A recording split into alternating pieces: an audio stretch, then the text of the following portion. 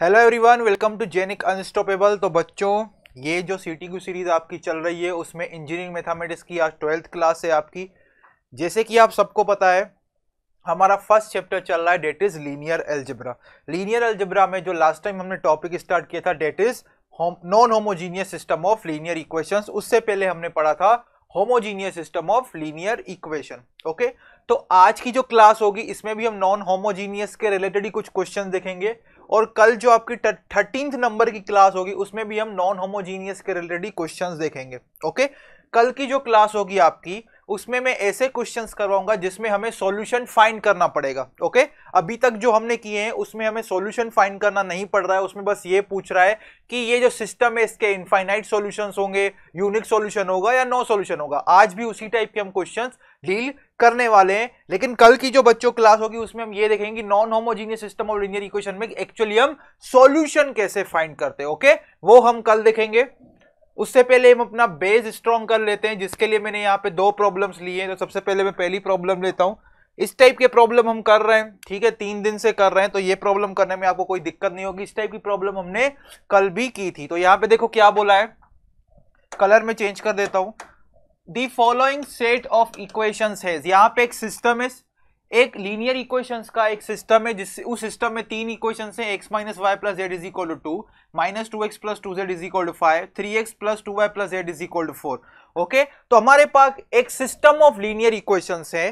तो इस सिस्टम का जो सॉल्यूशन होगा वो यूनिक होगा, या सॉल्यूशन होगा ही नहीं, या दो सॉल्यूशन होंगे, या इनफाइनाइटली मेनी सॉल्यूशंस होंगे, ये हमें फाइंड करना है। तो जैसे कि हमको पता है इनफाइनाइटली मेनी सॉल्यूशंस पॉसिबल है, क्योंकि नॉन होमोजीनियस का केस है। यूनिक सॉल्यूशन भी पॉसिबल है, नॉन सॉल्यूशन भी पॉसिबल है, लेकिन एग्जैक्टली 2 सॉल्यूशंस कभी भी पॉसिबल नहीं होगा। Okay, homogeneous system of linear equations हो या non homogeneous system of linear equations हो, आपके पास कभी भी एग्जैक्टली 2 सॉल्यूशंस वाला केस नहीं आएगा। या तो एक सॉल्यूशन होगा यूनिक सॉल्यूशन, या तो इनफाइनाइटली मेनी सॉल्यूशंस होंगे। ओके, तो इस क्वेश्चन को सॉल्व करना, तो सबसे पहले बेटा क्या बनाओगे, ऑगमेंटेड मैट्रिक्स। चलो जाते हैं ऊपर सॉल्यूशन में और ऑगमेंटेड मैट्रिक्स हम बनाते हैं। क्या लिखेंगे, a ratio b is equal to, okay, augmented matrix यहाँ पे मैं डाल देता हूं वर्टिकल लाइन, जिसमें हम b के एलिमेंट्स लिखेंगे। तो क्या आएगा, 1 माइनस 1 1 2, 1 माइनस 1 1 2, फिर क्या आएगा देखो, माइनस 2 0 माइनस 2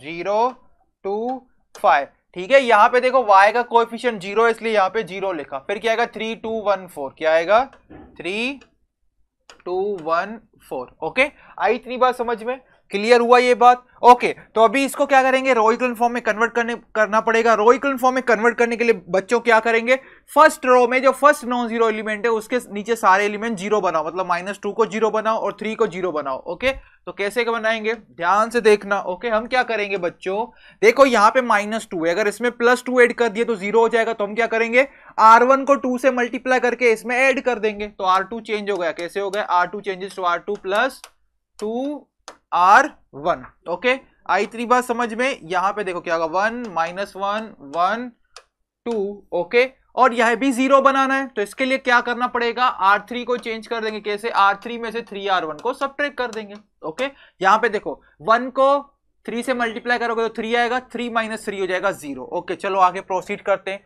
तो -2 प्लस 2 हो गया 0।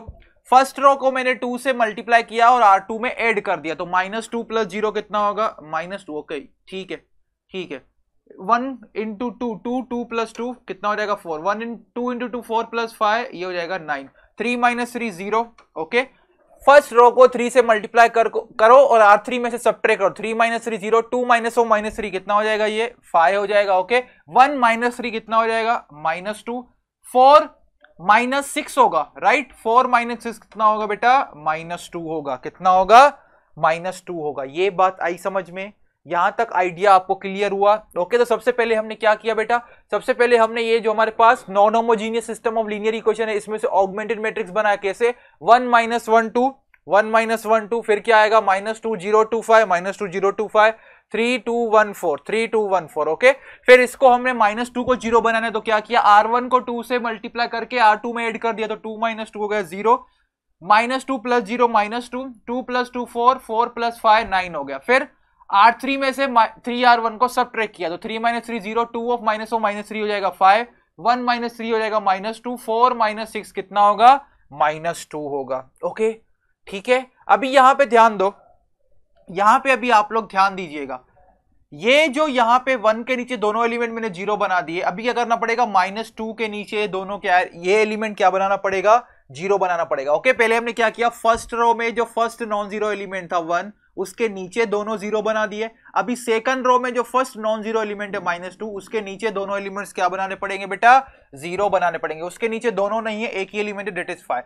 तो इस ये जो रो है इसको मैं -2 से, मतलब क्योंकि मुझे कैलकुलेशन आसान करनी है, तो यहां पे अगर -1 या 1 क्रिएट कर दूंगा तो कैलकुलेशन आसान हो जाएगी। उसके लिए मैं क्या करूंगा, एलिमेंट्री रो ऑपरेशन लगाऊंगा और R2 को चेंज कर दूंगा R2/2। क्या कर दूंगा, R2/2। तो -2 कितना हो जाएगा बेटा, इस जो कंप्लीट R2 रो है इसको 2 से डिवाइड कर दो, तो -2 कितना हो जाएगा आपका, हो जाएगा ये हो जाएगा -1। 4 कितना हो जाएगा बेटा, 4 आपका हो जाएगा कितना, 2। 4 कितना हो जाएगा, 2। ये क्या हो जाएगा, 9/2। कितना हो गया, 9/2। अभी -1 के नीचे 5 है, उसको 0 बनाना है, तो उसके लिए 9/2, उसके लिए क्या करोगे बेटा, R2 को मल्टीप्लाई करो 5 में और R3 में ऐड कर दो। ओके R2 को मल्टीप्लाई करो 5 से और R3 में ऐड कर दो। ये देखो क्या हो गया, ये आपका हो गया 1 -1 1, ये आपका 2।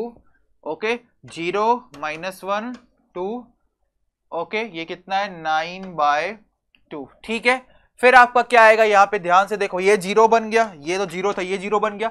-1 × 5 + 5 0, 2 × 5 10, -2 कितना हो जाएगा, 8 हो जाएगा। ओके फिर क्या आएगा, 9/2 × 5 कितना होगा, 45/2, और यहाँ पे है -2, तो ये कितना हो जाएगा, 41/2। कितना हो जाएगा, 41/2। तो ये आपका फाइनली मैट्रिक्स रो इक्विवेलेंट फॉर्म में ऑगमेंटेड मैट्रिक्स कन्वर्ट हो चुका है। ओके हो गया है।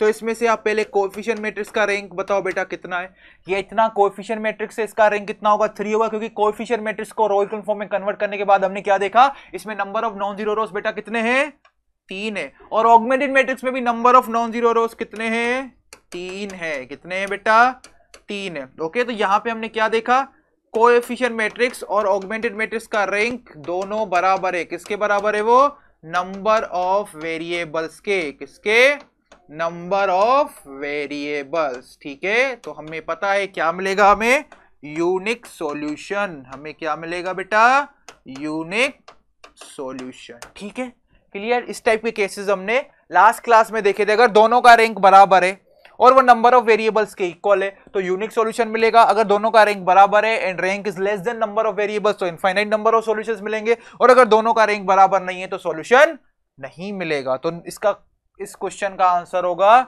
Unique solution, option B. Okay चलो क्वेश्चन नंबर 2, इससे भी इंटरेस्टिंग क्वेश्चन है, वो वाला क्वेश्चन हम देखते हैं। तो थोड़ा बड़ा कर देता हूं मेरे को। ओके यहां पे देखो क्या पूछा है, For what values of a and b the following simultaneous equations have an infinite number of solutions। तो हमारे पास एक non homogeneous system of linear equations है जिसमें 3 इक्वेशंस हैं। ओके तो हमें क्या बोला है, अगर इस सिस्टम का, जो कि non homogeneous system of linear equations है, इस सिस्टम का, अगर इस सिस्टम के अगर इनफाइनाइटली मेनी सॉल्यूशंस पॉसिबल हैं तो उसके लिए a और b की वैल्यू क्या होनी चाहिए। इस टाइप का क्वेश्चन हमने लास्ट क्लास में किया था, याद करो, जिसमें हमने k की वैल्यू निकाली थी, आई थिंक जितना मुझे याद है 2। उसी टाइप का ये भी क्वेश्चन है। इसको भी हम पहले क्या बनाएंगे, ऑगमेंटेड मैट्रिक्स बनाएंगे, फिर इसको रो इक्विवेलेंट फॉर्म में कन्वर्ट करेंगे, फिर ए और बी की डिफरेंट कंडीशंस के लिए चेक करेंगे कि इनफाइनाइटली मेनी सॉल्यूशन कब पॉसिबल होगा। ओके तो इस टाइप के क्वेश्चन में जब भी नॉन होमोजीनियस या नॉन होमोजीनियस के रिलेटेड जब भी आपका एग्जाम में क्वेश्चन आएगा, कहीं भी क्वेश्चन दिखेगा, तो आपको सबसे पहले आंख बंद करके ऑगमेंटेड मैट्रिक्स बनाना है। क्या बनाना है, ऑगमेंटेड मैट्रिक्स। चलो बनाते हैं ऑगमेंटेड मैट्रिक्स, देखते हैं क्या सिचुएशन है। ओके चलो यहां पे देखते हैं, पहला रो क्या आएगा, 1 1 1 5 1 1 1, और ये आपका आ गया 5। फिर क्या आएगा, 1 3 3 9 1 3 3 9। फिर आपका क्या आएगा, 1 2 a b 1 2 a b। ठीक है, इतनी बात, यहां तक आपका आइडिया क्लियर हो जाना चाहिए। ये देखो ठीक है।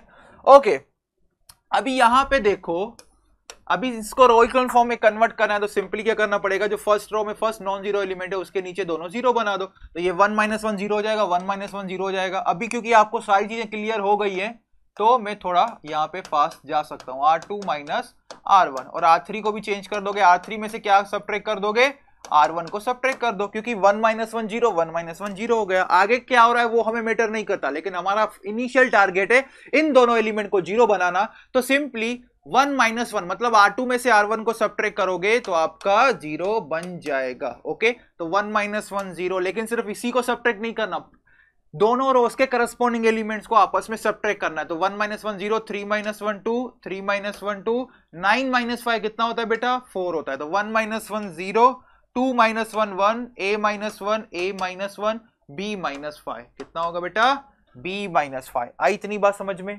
क्लियर हुआ ये बात। अभी फिर से देखो R2 रो को, देखो R2 रो को हम यहां पे मैं इसलिए कर रहा हूं, देखो जो फर्स्ट रो है उसमें जो फर्स्ट नॉन जीरो एलिमेंट है उसके नीचे दोनों जीरो बन गए। अभी सेकंड रो में जो फर्स्ट नॉन जीरो एलिमेंट है उसके नीचे जीरो बनाना है, मतलब 2 के नीचे 1 है उसको जीरो बनाना है with the help of R2 रो। तो इसके लिए देखो क्या करेंगे, इसके लिए आप बहुत सारी चीजें कर सकते हो, लेकिन पहले मैं क्या कर दूंगा R2 को 2 से डिवाइड कर दूंगा, तो उससे हमारे कैलकुलेशंस आसान हो जाएंगे। कैलकुलेशंस क्या हो जाएंगे बेटा आसान, तो ये जो है 1 1 और ये हो जाएगा 2। अभी देखो कैलकुलेशन आसान हो गया ना। सिंपली R3 में से R2 को सब्ट्रैक्ट कर दो, R3 में से R2 को आप क्या कर दीजिए सब्ट्रैक्ट कर दीजिए। ओके, तो क्या हो जाएगा 1 0 0 1 1, ये आपका 5, ये क्या आ गया 1 1 2, 1 - 1 0, a - 1 -1 a - 2, और ये क्या हो जाएगा b - 7। तो ये आपका फाइनली रो इक्विवेलेंट फॉर्म में मैट्रिक्स कन्वर्ट हो चुका है। ठीक है, इतनी बात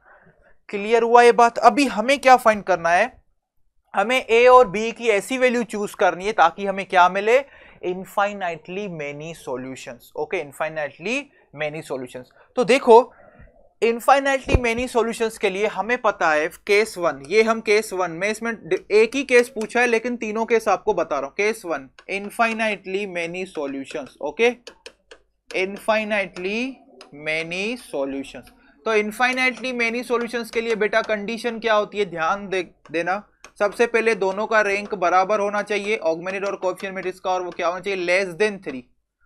क्या होता है less than number of variables. तो हमारे केस में वेरिएबल्स कितने, अननोन्स कितने 3, तो हम क्या लिखेंगे कि कोएफिशिएंट मैट्रिक्स और ऑगमेंटेड मैट्रिक्स का दोनों का रैंक बराबर होना चाहिए, लेकिन 3 से कम होना चाहिए। 3 से कम फिर कुछ भी हो सकता है, 2 भी चलेगा 1 भी चलेगा। ओके चलिए ठीक है। अभी यहां पे देखो, अभी सबसे पहले फोकस करो कोएफिशिएंट मैट्रिक्स पे। ओके, कोएफिशिएंट मैट्रिक्स पे सबसे पहले आप फोकस करो। ओके, कोएफिशिएंट मैट्रिक्स पे बेटा आप लोग फोकस कीजिए। देखो कोएफिशिएंट मैट्रिक्स रो इक्विवेलेंट फॉर्म में है, बिल्कुल है।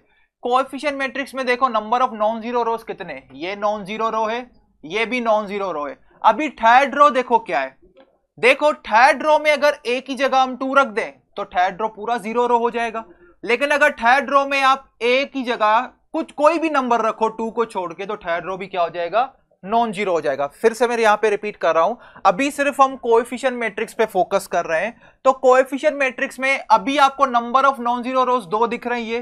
तीसरा जो रो है वो नॉन जीरो हो भी सकता है, नहीं भी हो सकता है, वो a पे डिपेंड करता है। अगर आप a की वैल्यू 2 लेते हो, if a is equal to 2, अगर आपने वैल्यू a की वैल्यू 2 ले ली तो ये जो लास्ट रो है कोएफिशिएंट मैट्रिक्स का पूरा जीरो हो जाएगा। उस केस में नंबर ऑफ नॉन जीरो रोज कितने होंगे कोएफिशिएंट मैट्रिक्स के 2, तो उस केस में रैंक कितना होगा बेटा 2 होगा। रैंक कितना होगा बेटा 2 होगा। आई इतनी बात समझ में, क्लियर हुआ। हमें क्योंकि इनफाइनाइटली मेनी सॉल्यूशंस, तो इनफाइनाइटली मेनी सॉल्यूशंस कब होंगे, जब कोएफिशिएंट मैट्रिक्स और ऑगमेंटेड मैट्रिक्स दोनों का रैंक बराबर हो और 3 से कम हो। तो 3 से कम है, ध्यान से देखो 2 क्या है बेटा 3 से कम है। तो अगर क्योंकि कोएफिशिएंट मैट्रिक्स का रैंक 2 बना है तो हमें इनफाइनाइटली मेनी सॉल्यूशंस के लिए ऑगमेंटेड मैट्रिक्स का भी रैंक 2 बनाना पड़ेगा। तो ऑगमेंटेड मैट्रिक्स का रैंक 2 कब होगा, देखो ऑगमेंटेड मैट्रिक्स में फर्स्ट नॉन जीरो रो है, सेकंड भी नॉन जीरो रो है। अभी थर्ड रो पे ध्यान दो, थर्ड रो के लिए हमने a को 2 चूज कर लिया है, a को 2 चूज कर लिया है, तो ये 3 एलिमेंट तो जीरो हो गए। लेकिन ऑगमेंटेड मैट्रिक्स के लिए ये पूरा रो, ऑगमेंटेड मैट्रिक्स के लिए कौन सा रो कंसीडर करेंगे, लास्ट रो में सारे एलिमेंट्स आएंगे 0 0 a - 2 b - 7। कोएफिशिएंट मैट्रिक्स में सिर्फ लास्ट रो के 3 एलिमेंट्स है 0 0 a - 2, तो a की जगह 2 रखा, ये पूरा कोएफिशिएंट मैट्रिक्स का लास्ट रो 0 बन गया। लेकिन ऑगमेंटेड मैट्रिक्स का लास्ट रो 0 कब बनेगा, जब a की जगह 2 रखेंगे और b की जगह क्या रखना पड़ेगा बेटा 7 रखेंगे। तो 2 - 2 0, 7 - 7 0। ठीक है, तो a की जगह 2 और अगर b की जगह 7 रखेंगे तो ऑगमेंटेड मैट्रिक्स का भी रैंक कितना हो जाएगा 2 हो जाएगा, विच इज लेस देन 3। तो इस केस में इनफाइनाइटली मेनी सॉल्यूशंस हमें मिलेंगे। आई इतनी बात समझ में? क्लियर हुआ ये बात? ओके ये बात आप लोगों को क्लियर हुई? तो हमने यहां पे क्या देखा, इनफाइनाइटली मेनी सॉल्यूशंस के लिए कोएफिशिएंट और ऑगमेंटेड मैट्रिक्स दोनों का रैंक 2 हमने बनाया, जो कि 3 से कम है। 2 बनाने के लिए क्या करना पड़ेगा, ए की जगह 2 रखना पड़ेगा और बी की जगह 7 रखना पड़ेगा। जब ए की जगह 2 रखेंगे और बी की जगह 7 रखेंगे तो कोएफिशिएंट मैट्रिक्स का भी रैंक 2 होगा और ऑगमेंटेड मैट्रिक्स का भी रैंक 2 होगा, क्योंकि ऑगमेंटेड मैट्रिक्स का लास्ट रो पूरा 0 हो गया बेटा। क्या हो गया? 0 हो गया। ये तो क्वेश्चन में देखो, क्वेश्चन में मैं देख रहा हूं ऑप्शन कौन सा है। ओके ये है ऑप्शन। ए की जगह आप क्या रखो, नहीं, ए की जगह 2 रखो और बी की जगह आप 7 रखो। ओके ये नहीं होगा, ए होगा। ए की जगह 2 रखेंगे और बी की जगह 7 रखेंगे। अभी ये तो केस 1 हो गया। अगर इसी में ही मैं ऐसा पूछता, लेटस से केस 2, कि हमें यूनिक सॉल्यूशन चाहिए। हमें क्या चाहिए बेटा? Unique solution. ओके हमें क्या चाहिए? यूनिक सॉल्यूशन चाहिए। तो यूनिक सॉल्यूशन के लिए दोनों का रैंक क्या होना चाहिए? दोनों का रैंक बराबर होना चाहिए और किसके इक्वल होना चाहिए? 3 के इक्वल होना चाहिए। 3 के इक्वल होना चाहिए। ओके उसके लिए देखो क्या करना पड़ेगा, ध्यान से देखना। तो मैं यहां पे देखो क्या करूंगा, ध्यान से इस केस को ध्यान से समझना। अगर यूनिक सॉल्यूशन चाहिए, सेम क्वेश्चन में अगर यूनिक सॉल्यूशन के लिए पूछता तो हम क्या करते? यूनिक सॉल्यूशन के लिए कोएफिशिएंट मैट्रिक्स का रैंक 3 होना चाहिए और ऑगमेंटेड मैट्रिक्स का भी रैंक 3 होना चाहिए। ओके तो कोएफिशिएंट मैट्रिक्स का रैंक बेटा 3 कब होगा? जब उसके नंबर ऑफ नॉन जीरो रोज कितने होंगे? रो इक्विवेलेंट फॉर्म में 3 होंगे। वो कब पॉसिबल है? जब a-2 वाला ये वाला एलिमेंट 0 के बराबर नहीं हो, तो ये नॉन जीरो रो होगा। ओके इसका मतलब यूनिक सॉल्यूशन के लिए a-2 आपका 0 के बराबर नहीं हो सकता। इसका मतलब आप a की कोई भी वैल्यू ले लो, बस 2 मत लेना। ठीक है a की आप कोई भी वैल्यू ले लो, बस 2 मत लेना, तो आपको जो कोएफिशिएंट मैट्रिक्स है उसका रैंक 3 हो जाएगा। ओके ठीक है। लेकिन अभी यहां पे ऑगमेंटेड मैट्रिक्स को देखो, हमें तो दोनों का रैंक इक्वल चाहिए और 3 के बराबर होना चाहिए। तो कोएफिशिएंट मैट्रिक्स का रैंक अगर 3 बनाना है तो यहां पे आप a की कोई भी वैल्यू रख दो, बस 2 मत रखना। अभी यहां पे ध्यान दो, अभी यहां पे ध्यान दो। देखो ये पूरा ऑगमेंटेड मैट्रिक्स है। देखो अगर कोएफिशिएंट मैट्रिक्स का रैंक 3 हो गया है तो ऑटोमेटिकली ऑगमेंटेड मैट्रिक्स का रैंक भी 3 हो ही जाएगा। इस एलिमेंट से हमें कोई भी फर्क नहीं पड़ेगा। ओके मैं इसको थोड़ा कलर कर देता हूं ताकि आपको आइडिया। अभी ध्यान से देखना, ध्यान से देखना। ओके देखो कोएफिशिएंट मैट्रिक्स में नंबर ऑफ नॉन जीरो रोज 3 हमने क्रिएट कर दिए। कैसे? a की वैल्यू यहां पे कोई भी रख दो, आप बस 2 मत रखना, तो कोएफिशिएंट मैट्रिक्स में लास्ट रो क्या हो जाएगा? नॉन जीरो हो जाएगा। ठीक है अभी ऑगमेंटेड मैट्रिक्स का जो लास्ट रो है उसमें भी यही एलिमेंट्स हैं, 0 0 a-2 b-7। तो क्योंकि a-2 को ऑलरेडी हमने नॉन जीरो बना दिया है, ठीक है a-2 को हमने ऑलरेडी नॉन जीरो बना दिया है, तो फिर उसके बाद b-7 जीरो हो या नहीं हो हमें फर्क नहीं पड़ता, क्योंकि एटलीस्ट अगर एक एलिमेंट आपका 0 है तो आपका जो लास्ट रो होगा ऑगमेंटेड मैट्रिक्स का वो नॉन जीरो ही बोला जाएगा। इसका मतलब इस क्वेश्चन में अगर हम a की वैल्यू सिलेक्ट करेंगे, कोई भी a की वैल्यू चूज करो लेकिन 2 मत लेना, तो कोएफिशिएंट मैट्रिक्स का भी रैंक 3 हो जाएगा, ऑगमेंटेड मैट्रिक्स का भी रैंक 3 हो जाएगा। फिर आप b-7 को 0 रखो या नॉन जीरो रखो, उससे कोई भी फर्क नहीं पड़ेगा, क्योंकि ऑलरेडी क्योंकि लास्ट रो में ऑलरेडी हमें नॉन जीरो रो के लिए एटलीस्ट एक नॉन जीरो एलिमेंट चाहिए, तो लास्ट रो में ऑलरेडी हमें एक नॉन जीरो एलिमेंट मिल चुका है कोएफिशिएंट मैट्रिक्स से। ओके ठीक है तो इस केस में ऑगमेंटेड मैट्रिक्स का अगर आप a की वैल्यू 2 नहीं लेते हो तो ऑगमेंटेड मैट्रिक्स और कोएफिशिएंट मैट्रिक्स दोनों का रैंक बराबर होगा 3 के, which is equal to number of variables. तो हमें यूनिक सॉल्यूशन मिल जाएगा। तो आप बोलोगे सर b का क्या करेंगे? b की कोई भी वैल्यू ले लो बेटा, कोई दिक्कत की बात नहीं है, आप b की कोई भी वैल्यू ले लो, मतलब हम ऐसा लिखेंगे b belongs to r, any real number. Okay तो हमने क्या देखा, b की आप कोई भी वैल्यू ले लो, अगर आप a को 2 नहीं ले रहे हो तो कोएफिशिएंट मैट्रिक्स का भी रैंक 3 बन गया और ऑगमेंटेड मैट्रिक्स का भी रैंक 3 बन गया। आई इतनी बात समझ में? क्लियर हुआ? अभी लास्ट केस कौन सा बचा बेटा? No solution, no solution. Okay no solution, no solution में क्या होता है, जो कोएफिशिएंट मैट्रिक्स है उसका रैंक ऑगमेंटेड मैट्रिक्स के इक्वल नहीं होना चाहिए। ओके ये देखो, ये यहां पे देखो केस, इस केस को समझो। देखो अगर मैं a-2 को 0 कर दूं, ओके ध्यान से देखना, अभी a-2 को मैंने 0 बना दिया, इसका मतलब a की जगह मैंने 2 रखा, a की जगह जैसे ही 2 रखोगे तो कोएफिशिएंट मैट्रिक्स का रैंक कितना हो जाएगा?